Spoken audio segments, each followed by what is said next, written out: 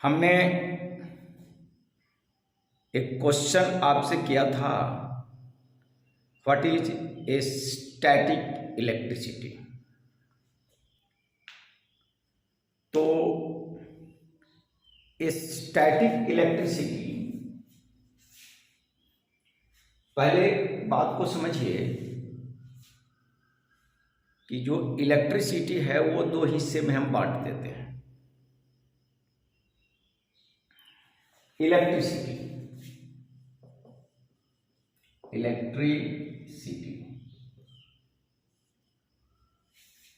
ये आपके दो पार्ट में बच गए।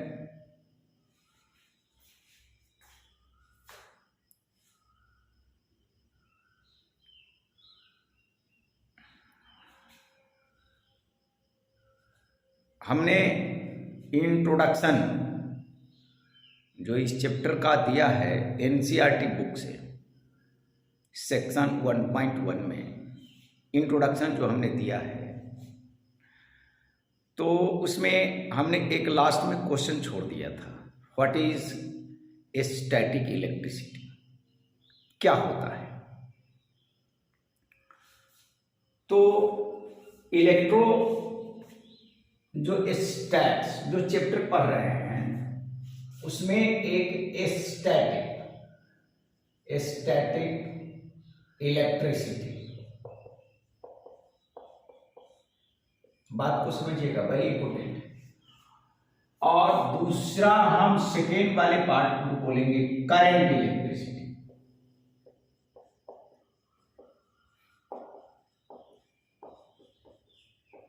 करंट इलेक्ट्रिसिटी, ये दो वर्ड आपको कंफ्यूज करेगा, इसको जानना जरूरी है।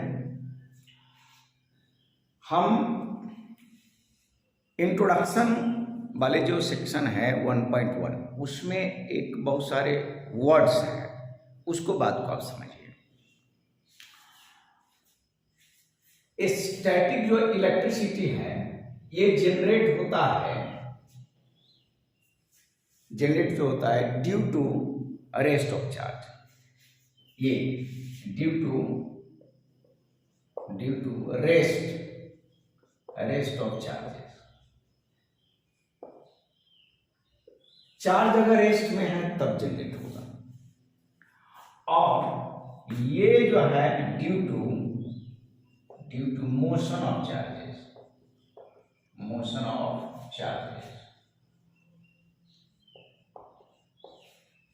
अभी तक आपने जो 10th क्लास में पढ़ा करंट इलेक्ट्रिसिटी, ओम्स लॉ पढ़ा, उसमें 10th क्लास में जो आपने पढ़ा है वो करंट इलेक्ट्रिसिटी, बात समझिए। और पहली बात तो ये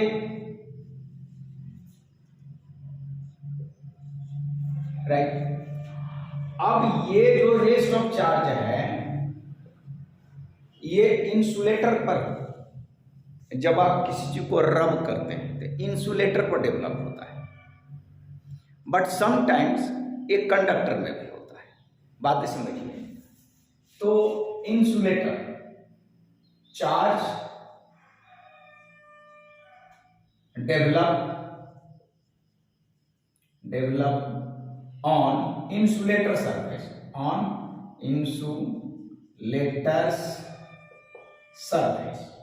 surfaces,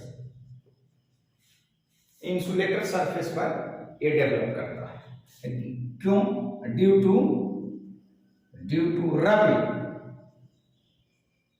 rubbing of surface, rubbing of surface, clear. और यहां एक बात मार्क कर लीजिए, समटाइम्स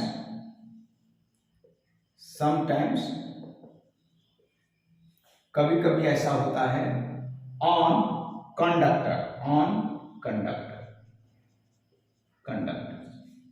कंडक्टर्स पर भी होता है, लेकिन इसमें जो चार्ज है ये फ्लो होता है, flow of charge through conductor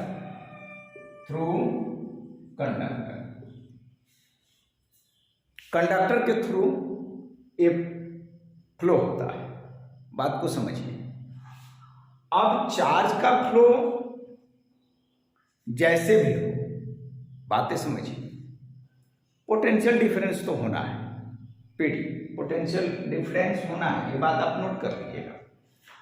और यहां भी पोटेंशियल डिफरेंस होता है, यहां भी हम बात आपको बताएंगे। इसमें बड़ी खूबसूरत एग्जाम्पल वो दिया है एनसीईआरटी में। इसका एग्जाम्पल ये दिया है लाइटिंग ड्यूरिंग थंडर स्टॉर्म। तो अभी मैं ये दो डिफरेंस कहा, बट बहुत सारे डिफरेंसेस है। आप गूगल पर टाइप कीजिएगा difference between static and current electricity, तो आपको बहुत सारे डिफरेंस मिलेंगे। हम बताना यहां चाह रहे हैं कि इसमें इन्होंने एक वर्ड यूज किया एग्जाम्पल में, कि ये आपका एग्जाम्पल में आपका आ जाएगा रबिंग अप टू सरफेस, तो जिसमें सभी है 1.1 सेक्शन आप पढ़िए, सेक्शन 1.1 सेक्शन 1.1 इसमें आप पढ़िएगा तो जितने भी आपको रब किया हुआ बात मिलेगा। और सेक्शन 1.2 जो हम पढ़ाएंगे वो भी बड़ी इंपॉर्टेंट है, वहां से चार्ज के बारे में पता लगाते हैं, एक्सपेरिमेंटल स्टडी करते हैं। तो टॉपिक ये था कि ये स्टैटिक इलेक्ट्रिसिटी, बातें समझिए। तो इसमें एग्जांपल दिया है lighting during thunder storm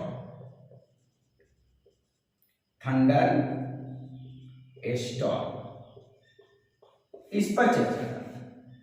lighting during thunder storm, या आप कार का वो डोर खोलते हैं उस समय भी आपको सेंसेशन होता है, या बस से उतरते समय रड पकड़ते तब भी आपका सेंसेशन होता है, या कपड़ा जब आप उतारते हैं तब भी आपको चरचर की कुछ आवाजें आती हैं। These are the example of a static electricity.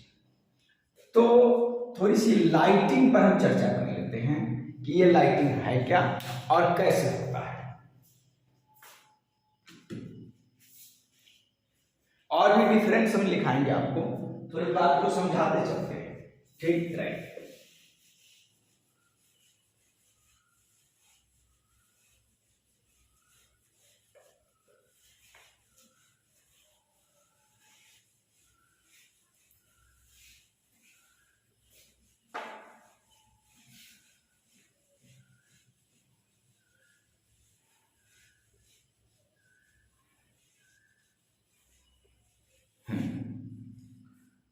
Lighting क्यों होती है, तो थोड़ा सा मैं क्लाउड पर चर्चा करते हैं। क्लाउड हिंदी में इसे बादल बोलते हैं। बारिश के समय में ड्यूरिंग रेनी सीजन आप देखेंगे कि बहुत काफी आकाश में ठनका, जिसको बोलते हैं देहाती भाषा में, ठनकता है, ठीक है। तो this is called thunder storm.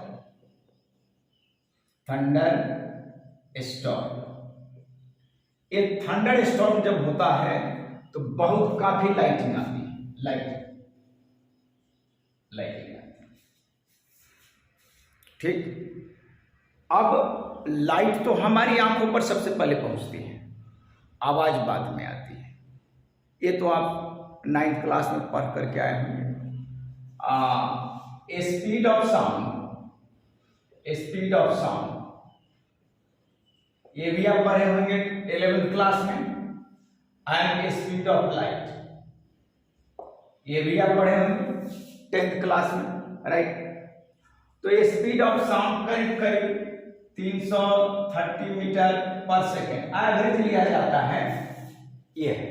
और स्पीड ऑफ लाइट 10⁸ मीटर पर सेकेंड।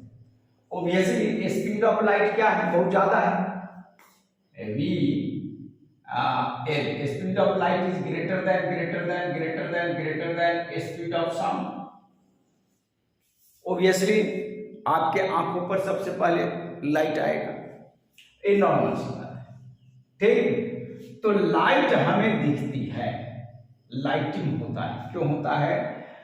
तो अब आप देखिए, हम इसमें तीन बातों पर चर्चा करेंगे, तीन बातों पर चर्चा करेंगे। क्या है? पहली बात कि देर आर टू क्लाउड्स, दो क्लाउड्स है तो क्या हो? अच्छा, एक और चर्चा हम करेंगे यहां सेकंड में, इसको थोड़ा इरेज कर देते हैं।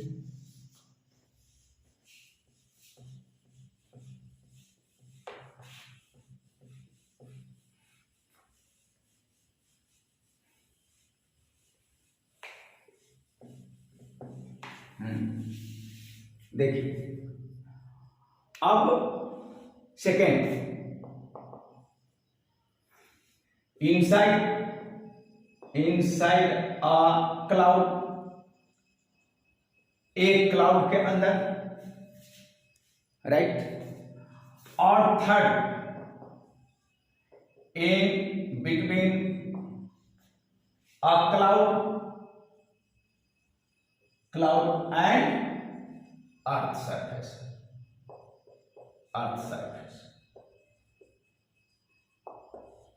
देयर आर थ्री कंडीशंस जिसमें आप इस बात को समझ सकते हैं। अब आप देखिए, अगर दो क्लाउड है आकाश में,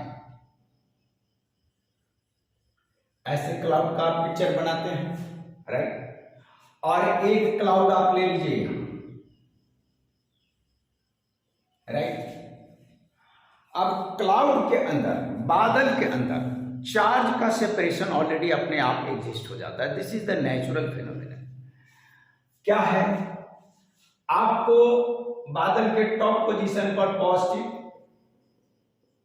पॉजिटिव चार्जेस, राइट, और इस एक बादल है, ये नीचे नेगेटिव चार्ज है, राइट। अब सवाल ये उठता है कि आप सवाल करेंगे कि सर ऊपर क्यों पॉजिटिव, नीचे क्यों? अब आप देखिए, मैं एक चीज आपको बता दूं, है ये कंडीशन इस रूप में एग्जिस्ट करता है, और ऊपर पॉजिटिव और नीचे नेगेटिव आपने लिखा है। मैं भी किताब को देखता हूं, गूगल को देखता हूं, उससे सवाल करता हूं, और ईमानदारी से बात को पूछा जाए, जैसे हम जैसे टीचर नेचुरली उस बात को बोलते हैं। ज्ञान, नॉलेज जो है वह एक लिमिट दायरे में सिमट करके गूगल में रख दिया है, किताब में रख दिया है, और हम उस विज्ञान को पकड़ना चाहते, उस साइंस को पकड़ना चाहते हैं जो किताब में नहीं है। किताबों से ऊपर उठ करके सोचने वाले साइंस पर हम चर्चा करते हैं। और मैं इतने बड़े वैज्ञानिक नहीं, हमारे पास इतने बड़े साधन नहीं, खुल करके बात करने में क्या है। कोई अगर रीजन देता है, कॉज देता है, तो जरा कमेंट बॉक्स में आकर हमें कमेंट कर दे। हमारे भी अंदर दिमाग में आता है कि बादल में अगर इस तरीके का कंडीशन है कि टॉप पोजीशन पर पॉजिटिव और नीचे एक बादल है, नीचे में आपका नेगेटिव चार्ज होगा, ये पता कैसे लगा कि ऊपर पॉजिटिव है नीचे नेगेटिव है? और पता अगर लगाया भी गया है तो उसका कारण क्या है? ऊपर ही क्यों पॉजिटिव, नीचे क्यों नेगेटिव है? उल्टा भी तो हो सकता है। लेकिन ये चीज बातें आप गूगल पर टाइप कीजिए, वीडियो देखिए, किताबों में देखिए, कहीं भी देखिए, सब जगह मेंशन है। लेकिन थोड़ा सा विज्ञान को समझना है तो आपको टेढ़ा दिमाग करना पड़ेगा। टेढ़ा दिमाग का मतलब कि आपको उल्टी सवाल करनी पड़ेगी, है ना। तो there are so many number of causes यहाँ पर आती है। चलिए हम आते हैं टॉपिक पर कि हम जो चीज़ आपको समझाने जा रहे हैं वो खुद ही टीचर को समझ में नहीं आता है। मैं अपनी बात नहीं बता रहा हूँ, ऑल ओवर इंडिया में जो टीचर IIT तैयारी कराते हैं, जो आकाश है, फिटची है, फलाने चिलाने जो भी है कोटा है,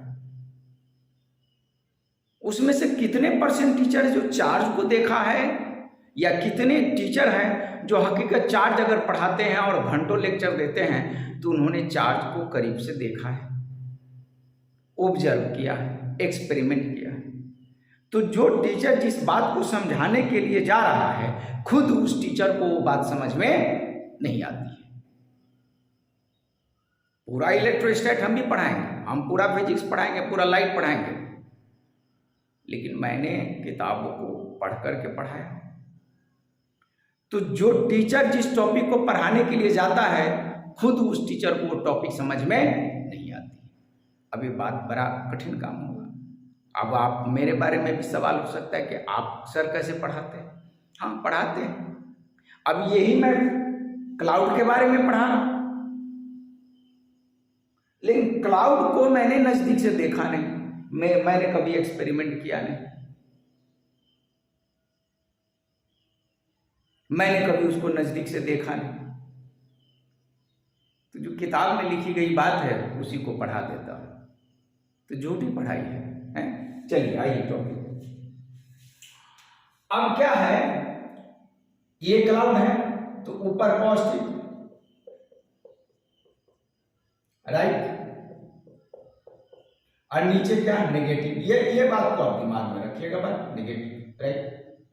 अब ये दो क्लाउड नजदीक में आता है, दो क्लाउड नजदीक में आता है, तो यहां क्या है, अपोजिट चार्जेज, जो बेंजामिन फ्रैंकलिन ने कहा है कि अपोजिट चार्जेज है। तो ये दोनों के बीच में एक इलेक्ट्रोस्टैटिक फोर्स डेवलप होगा, इलेक्ट्रोस्टैटिक फोर्स डेवलप होगा। यह है इलेक्ट्रोस्टैटिक फोर्स, और ये दोनों चार्जेस अपोजिट है, this is negative, this is positive. तो क्या होगा, अट्रैक्शन इतना काफी होता है कि लाइटिंग हो जाती है, लाइटिंग, अट्रैक्टिव फोर्स। तो यहां लाइट आता है, इसको बोलते हैं थंडर स्टॉर्म, थंडर स्टॉर्म।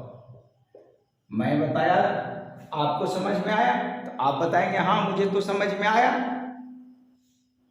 जैसे अन्य टीचर बोलते हैं कि आपको समझ में आया, तो सारे स्टूडेंट कहेगा कि हाँ हमें तो समझ में आया। ना तो ये स्टूडेंट समझ रहा है, नहीं तो टीचर समझ रहा है। वही बात समझ रहा है जो किताब में लिखा है, और वही बात वो याद कर रहा है जो बोर्ड पर लिखा है। ना तो टीचर समझ रहा है, नहीं तो ये स्टूडेंट समझ रहा है बात को। चलिए आगे।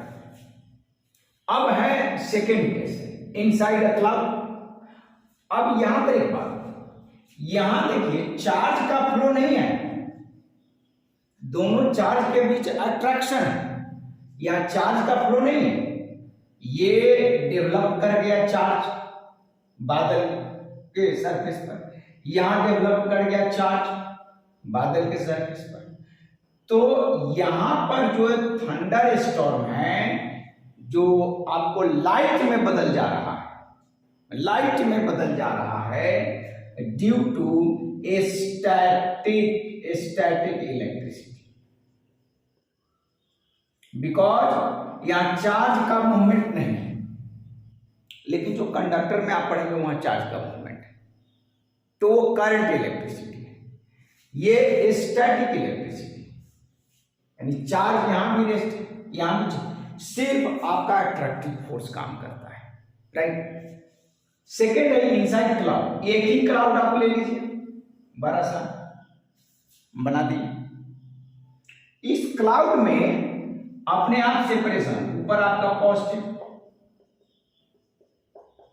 ठीक, नीचे आपका नेगेटिव, क्लाउड क्या है।